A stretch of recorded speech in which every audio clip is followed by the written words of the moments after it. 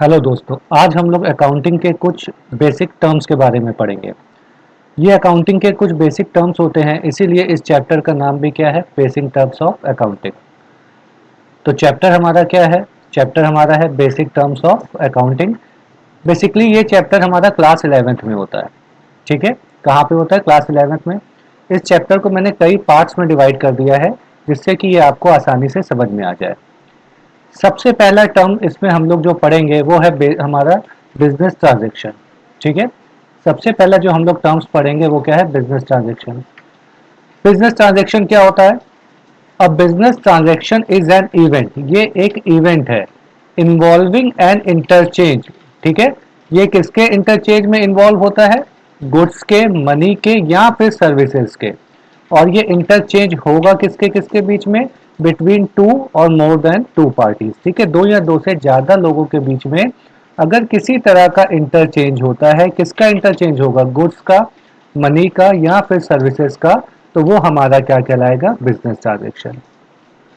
Example ले लेते हैं, जैसे buying insurance from an insurer. अगर हम लोग किसी भी इंश्योरर से इंश्योरेंस खरीदते हैं, ठीक है। और दूसरा एग्जाम्पल ले लेते हैं, अगर हम लोग नॉर्मली परचेज करते हैं गुड्स फ्रॉम वेंडर और ऑन कैश एंड क्रेडिट। अगर हम लोग नगद में, कैश मतलब नगद, क्रेडिट मतलब उधार, अगर हम लोग नगद में या उधार लाके हम लोग कोई भी माल खरीदते हैं, तो वो भी हमारा क्या कहलाता है? एक तरह का ट्रांजेक्शन। लेकिन हर हमारे बिजनेस ट्रांजेक्शन, जितने भी हमारे ट्रांजेक्शन होते हैं, उन सबको बिजनेस ट्रांजेक्शन नहीं माना जा सकता। कैसे? इसलिए मैंने यहाँ पे नोट लिखा है, there are any number of events conducted for commercial intent. ठीक है, ऐसे बहुत से हमारे इवेंट्स होते हैं जो कॉमर्शियल इंटेंट के लिए तो होते हैं, लेकिन फिर भी उन्हें हम लोग क्या कहते हैं? Still not business transaction. लेकिन वो फिर भी हमारे बिजनेस ट्रांजेक्शन नहीं माने जाते। जैसे CEO gives a commencement speech. अगर किसी सीईओ ने अपने ऑफिस में किसी तरह की स्पीच दी है, तो वो हमारा बिजनेस ट्रांजैक्शन नहीं है। क्यों? क्योंकि उसमें किसी भी तरह का इंटरचेंज नहीं हुआ। तो ध्यान देने वाली बात क्या है?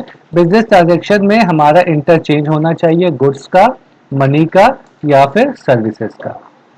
अब अगर हम लोग दूसरे टॉपिक पे बात करें, तो वो हमारा क्या है? इवेंट। ठीक है, हमारा दूसरा टॉपिक आता है event. An event is the result. Event किसका रिजल्ट है? ट्रांजैक्शन का। अभी हम लोग ने लास्ट टाइम पढ़ा, अभी पीछे ही पढ़ के आ रहे हैं कि ट्रांजैक्शन क्या होता है। तो जो भी ट्रांजैक्शन हुए हैं उनका रिजल्ट क्या कहलाता है? इवेंट। एग्जाम्पल, मिस्टर एक्स ने परचेज किए हैं गुड्स 3 लाख रुपए के कैश में, और उसको सेल कर दिया है 3,50,000 में। ये एक इवेंट हुआ। ठीक है, मिस्टर एक्स ने पहले गुड्स परचेज किया, ये ट्रांजैक्शन है। फिर उसके बाद उन्होंने आगे सेल कर दिया, ये भी ट्रांजैक्शन है। तो इस ट्रांजैक्शन का ये जो इवेंट हुआ, इसका हमारा क्या कहते हैं? रिजल्ट क्या निकल के आया? रिजल्ट निकल के आया कि मिस्टर एक्स को 50,000 रुपए का प्रॉफिट हो गया। तो ये पूरा हमारा क्या कहलाएगा? इवेंट। चलिए बच्चों, हम लोग का नेक्स्ट टर्म क्या है? वाउचर। इसमें हम लोग पढ़ेंगे वाउचर के बारे में। भाई क्या होता है voucher? A voucher is a document. Voucher एक डॉक्यूमेंट है विच प्रोवाइड्स द ऑथराइजेशन, जो ऑथराइजेशन देता है किस चीज की? टू पे and on the basis of which the business transaction. जो भी भाई बिजनेस ट्रांजेक्शन हुए हैं, उनकी जो भी पेमेंट करनी है उसकी ऑथराइजेशन देता है। भाई ये थोड़ी टेक्निकल बात हो गई। अब देखो, in other words, a voucher is a document used by a company's account payable department. Company का अकाउंट पेबल डिपार्टमेंट इसे यूज करता है। Containing the supporting document for an invoice. Invoice के सपोर्टिंग डॉक्यूमेंट के तौर पे। अब अकाउंट पेबल डिपार्टमेंट के नाम से आपको एक बात तो समझ में आ गई, भैया जो भी हमें पेमेंट करनी है वो हम वाउचर से वेरीफाई करते हैं, फिर हम उसको आगे पेमेंट करते हैं। इसलिए इसे रिसोर्स डॉक्यूमेंट भी कहा जाता है। ठीक है, चलो भाई आगे बढ़ते हैं। आगे हमारा नेक्स्ट टॉपिक है ट्रेड रिसीवेबल। ट्रेड रिसीवेबल क्या होता है भाई? Trade receivables arises. ये कब अराइज होते हैं, कब जनरेट होते हैं? जब बिजनेस कोई भी सेल्स या सर्विसेज क्रेडिट में प्रोवाइड करता है। जब हमारा बिजनेस कोई भी सेल्स या सर्विसेज को क्रेडिट में देगा, उधार देगा, तो उधार का मतलब तो हो गया तुरंत पैसा मिलेगा नहीं, कुछ दिन बाद मिलेगा। तो जो भी पर्सन हमसे सर्विसेज या जो भी हमसे कुछ गुड्स परचेज करेगा, ठीक है, यानी कि अगर किसी भी बिजनेस ने कोई सेल्स की है, कोई सर्विसेज दी है क्रेडिट पे, तो वो हमारे लिए क्या जनरेट कर देंगे? डेटर्स। ठीक, sorry, trade receivable. Trade receivable में दोनों चीजें आती है, डेटर्स भी आते हैं और बिल रिसीवेबल भी आते हैं भाई। अब सबसे पहले हम लोग पढ़ते हैं डेटर्स क्या होता है। और डेटर रिप्रेजेंट करते हैं किसको? एन इंडिविजुअल, कोई भी इंडिविजुअल हो सकता है भाई, फर्म हो सकती है, कंपनी हो सकती है, जिसने भी हमारी ऑर्गेनाइजेशन से मनी ली है। ठीक है, अब ये मनी किसी भी फॉर्म में हो सकता है उसने उधार माल खरीदा हो, ठीक है, या फिर हमसे सर्विसेज ली हो, ठीक, जो भी चीज हो। अगर किसी ने हमसे उधार माल लिया है या सर्विसेज ली है तो वो हमारा क्या है? डेटर। Next, bill receivables.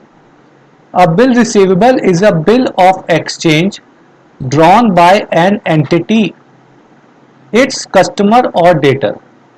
अगर कोई बिजनेस एंटिटी अपने कस्टमर और डेटर पर, ठीक है, कोई बिल ड्रॉ करती, बिल ड्रॉ मतलब ड्राइंग नहीं, यानी कोई बिल लिखती है, किस लिए लिखती है? Serve as a proof of debts, कि उसने उसको उधार दिया है, तो वो क्या कहलाता है? Bill receivable. थोड़ा सा इस पे डिस्कस करते हैं। अगर भाई मान लो किसी फर्म ने मिस्टर एक्स को 1 लाख रुपए का माल बेच दिया, मिस्टर एक्स ने कहा भाई इसकी पेमेंट तो मैं 1 महीने बाद करूंगा। मेरे पास दो ही ऑप्शन है, या तो मैं दे दूं या मना कर दूं। लेकिन आपको पता है बिजनेस कैश और क्रेडिट दोनों में होता है। तो भाई हमने उससे कहा ठीक है 1 लाख रुपए तुम मुझे 1 महीने बाद दे देना, लेकिन मैं इसके लिए तुम्हारे ऊपर एक बिल लिखूंगा। ठीक है, मैंने एज ए प्रूफ के तौर पर कि मिस्टर एक्स से मुझे 1 लाख रुपए लेने हैं 1 महीने बाद, मैंने उन्हें एक बिल राइट करके दे दिया, और मिस्टर एक्स क्या करेंगे? वो साइन करके मुझे दे देंगे कि सर आप मेरे से 1 महीने बाद पेमेंट ले लीजिएगा। तो ये क्या कहलाता है? Bill receivable.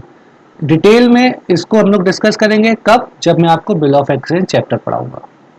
नेक्स्ट क्या है बेटा? Trade payable. ट्रेड पेबल कौन होते हैं? ये भी ट्रेड रिसीवेबल का भाई है, लेकिन उल्टा। उल्टा भाई मतलब क्या हो गया? ट्रेड रिसीवेबल कब जनरेट होते हैं? जब हम लोग क्रेडिट में सेल्स करते हैं, और जब हम लोग क्रेडिट में परचेस करेंगे या कोई क्रेडिट में सर्विसेज लेंगे तो हमारे क्या जनरेट होंगे? Trade payable. ट्रेड पेबल भी दो तरह के होते हैं, इसमें दोनों चीजें आती है, क्रेडिटर्स भी आते हैं, बिल पेबल। ये भी दोनों हमारे ट्रेड रिसीवेबल के जस्ट अपोजिट है। भाई क्रेडिटर कौन होते हैं?